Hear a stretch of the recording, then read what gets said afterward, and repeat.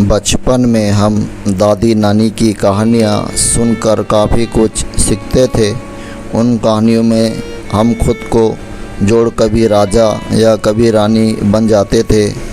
आज फिर हम आपको हमारी कहानियों के माध्यम से मोहब्बत की उन गलियों में ले जाने का प्रयत्न कर रहे हैं जहां आप फिर से इमोशनल हो जाएंगे।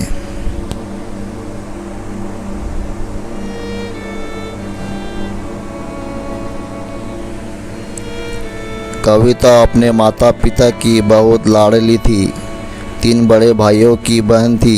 कोई भी चीज़ मांगने पर उसी वक्त सामने हाजिर हो जाती। पूरे घर में रौब था उसका। पूरे परिवार और नौकरों पर राजकुमारी की तरह हुक्म चलाती थी कविता। स्कूल में भी पूरा रौब था उसका। बड़े घर की लाडली जो थी वो। ऐसे ही उसने कॉलेज में दाखिला लिया। उसके ठाट बाट बड़ी गाड़ी में आना जाना, हर दिन नया फैशन देखकर हर कोई उससे दोस्ती करना चाहता था।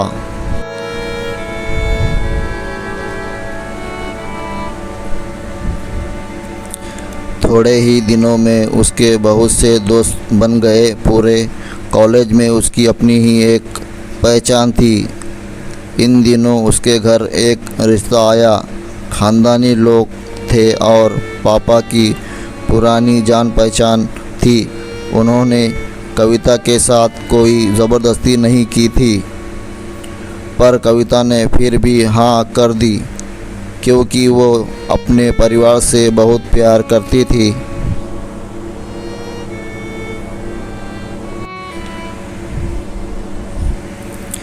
वो जानती थी कि वो लोग उसका अच्छा ही सोचेंगे। लड़के का नाम राज था। राज काफ़ी पढ़ा लिखा और समझदार लड़का था। ससुराल वाले भी बहुत अच्छे थे। ससुराल में कविता की जगह वैसे ही थी जैसे कि मायके में कोई भी कार्य कविता की सलाह के बिना नहीं होता था। सबकी लाडली बहू बन गई थी वो। फिर उसके घर एक बेटे का जन्म हुआ।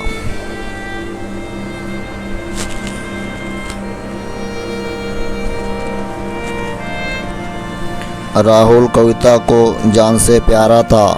पोता पाकर ससुराल वालों तो फूले नहीं समाते थे। कविता कभी कभी सोचती कि उसकी किस्मत कितनी अच्छी है। उसका हर अपना उसे कितना प्यार करता है। चाहे जीवन में कैसा भी समय आए, मेरे अपने हमेशा मेरे साथ है। मैं कभी अकेली नहीं हो सकती।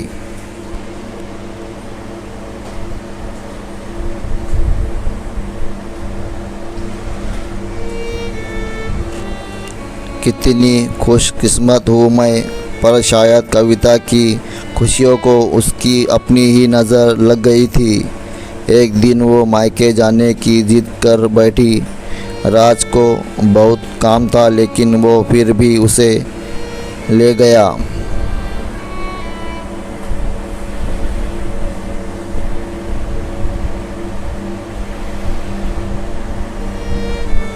रास्ते में उनकी गाड़ी अन्य गाड़ी से टकरा गई। कविता, राज और राहुल बहुत बुरी तरह से ज़ख्मी हो गए। काफ़ी दिनों के इलाज के बाद राज और राहुल तो ठीक हो गए, लेकिन कविता पूरी तरह ठीक ना हो सकी। सर पर चोट लगने के कारण वो अपनी आँखों की रोशनी खो बैठी। अब कविता की किस्मत जैसे उल्टे पाँव चलने लगी।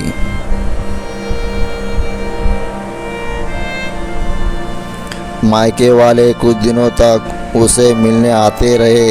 फिर कभी कभार फ़ोन ही करके पूछ लेते कि अब कैसी हो। धीरे धीरे ये सिलसिला भी कम हो गया।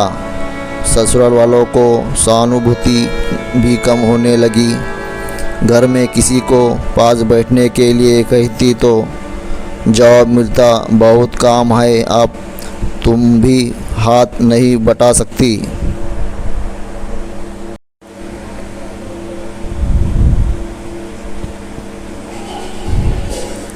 राज भी चिड़चिड़ा हो गया था। बस राहुल ही था उसके साथ, जिसके साथ हंसते खेलते उसका वक्त गुजरता।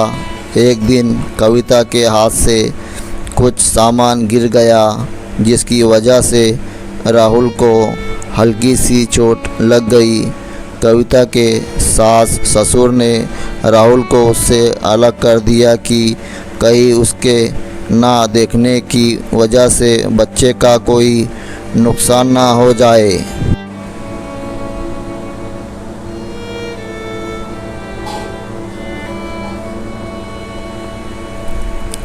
कविता अंदर से टूट चुकी थी। एक दिन उसने सबके सामने मायके जाने की इच्छा रखी तो राज उसे तुरंत मायके छोड़ आया, जैसे कि वो भी वही चाहता था। लेकिन राहुल को उसके साथ नहीं भेजा गया। कविता कभी राहुल से दूर नहीं रही थी, पर अपनी कमी के कारण उसने ज़्यादा बहस नहीं की।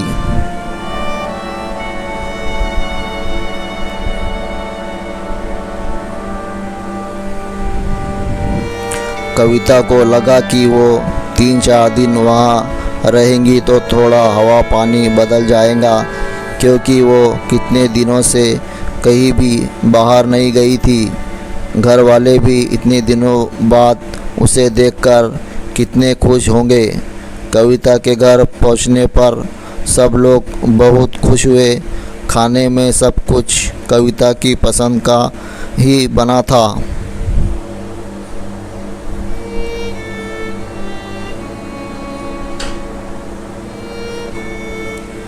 उसने अपने मम्मी पापा और भाई भाभीयों से दिल खोलकर बातें की। उनके छोटे छोटे बच्चे भी बुआ के साथ घुल मिल गए थे। रात को सोने के वक्त जब वो कपड़े बदलने लगी तो उसे पता चला कि उसका बैग तो बहुत भरा हुआ था।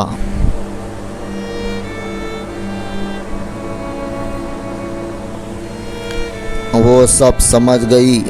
वो बहुत उदास हो गई। कुछ दिनों तक तो सब ठीक रहा, फिर जैसे सब बदलने लगा, सबका व्यवहार बदल रहा था। वो लोग जैसे थक चुके थे उससे, अब लोग घुमा फिरा कर पूछने लगे कि राज कब आ रहा है उसे ले जाने। वो बहाना बना देती, जबकि वो जानती थी कि उस घर में अब उसके लिए कोई जगह नहीं। कविता से चलते वक्त कुछ ना कुछ नुकसान हो जाता। थोड़ी बहुत टोका टाकी उसे सुनाई देती, वो टाल देती।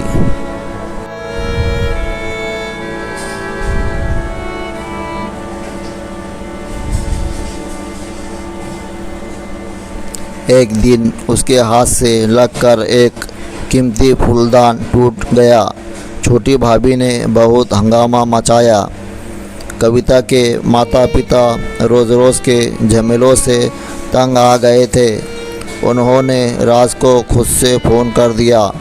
राज कविता को अपने घर ले गया। कविता को अपने परिवार वालों से ये उम्मीद ना थी। जिस कविता के कहे बिना घर में एक पत्ता भी नहीं हिलता था, उस घर के लिए वो अब बोझ बन चुकी थी।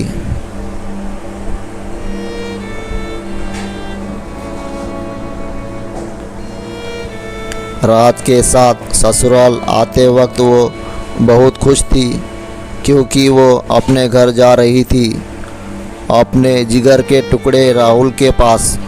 परंतु ये खुशी भी कुछ पल की ही थी। सारा बंदोबस्त पहले ही किया हुआ था। कविता को सीधा ऊपर वाले कमरे में पहुंचा दिया गया। राहुल से दूर रहने की सख्त चेतावनी दी गई।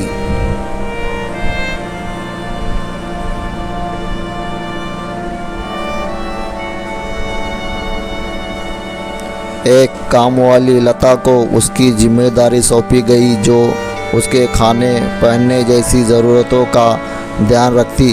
कविता ज़्यादातर चुप ही रहती, कभी कभी कामवाली लता से थोड़ा जान लेती। उसके ज़रिए राहुल का पता चल जाता। सबकी लाडली बेटी और बहू सबके लिए लाडली से बोझ बन चुकी थी।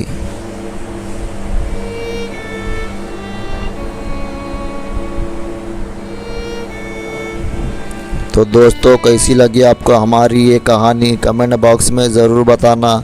और अगर चाहे आपने अभी तक हमारे चैनल को सब्सक्राइब नहीं किया है तो प्लीज़ हमारे चैनल को सब्सक्राइब करें और बेल आइकन की घंटी ज़रूर दबाएं और साथ में ऑल पर क्लिक करें।